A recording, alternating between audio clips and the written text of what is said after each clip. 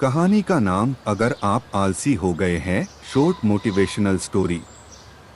एक व्यापारी व्यापार करने के लिए एक शहर से दूसरे शहर जाता था। बीच में रेगिस्तान का कुछ इलाका पड़ता था।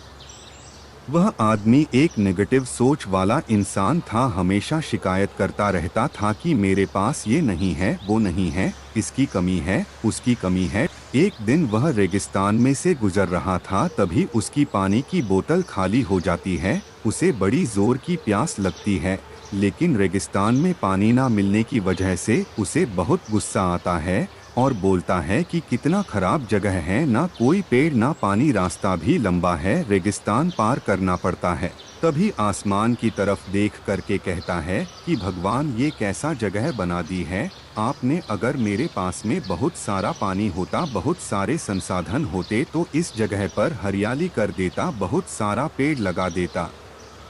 वह आदमी ऊपर देखकर ये सब बातें कह रहा होता है और ऐसा लग रहा था कि जैसे ऊपर वाले से जवाब का प्रतीक्षा कर रहा हो कि भगवान कुछ कह दे। अब चमत्कार ये हुआ कि वह जैसे ही नीचे देखा, उसे अपने आंखों के सामने एक कुआं दिखाई दिया। वह पूरी तरह से घबरा गया, क्योंकि उसने कभी भी उस रेगिस्तान में कुआं नहीं देखा था। वह कुएं के पास पहुंचा और देखा कि कुआं पूरी तरह पानी से भरा हुआ है, परंतु वह आदमी नेगेटिव सोच वाला था और हमेशा शिकायत करता रहता था। और फिर से आसमान की तरफ देखते हुए बोला, भगवान, पानी से भरा हुआ कुआं तो दे दिया, लेकिन पानी निकलूंगा कैसे।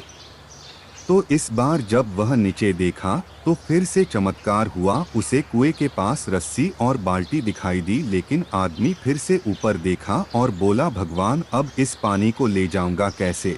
तभी उसको एहसास हुआ जैसे उसके पीछे कोई है। वह पीछे मुड़कर देखा तो एक ऊंट खड़ा हुआ होता है। वह पूरी तरह से घबरा गया, सोचने लगा कि ये तो सच में होने लग रहा है।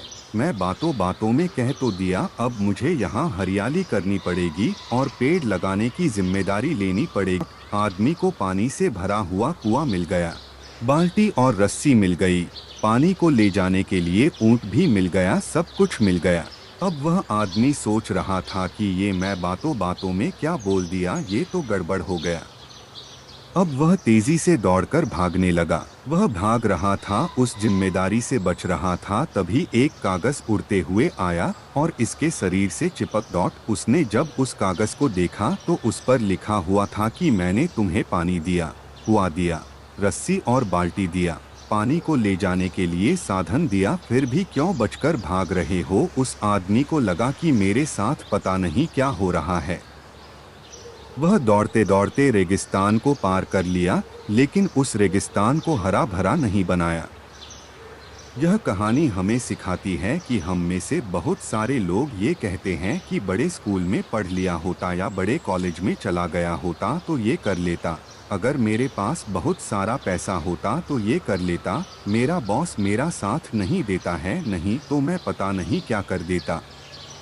हम हमेशा शिकायतें ढूंढा करते हैं, अपनी जिम्मेदारी से बचकर भाग रहे होते हैं।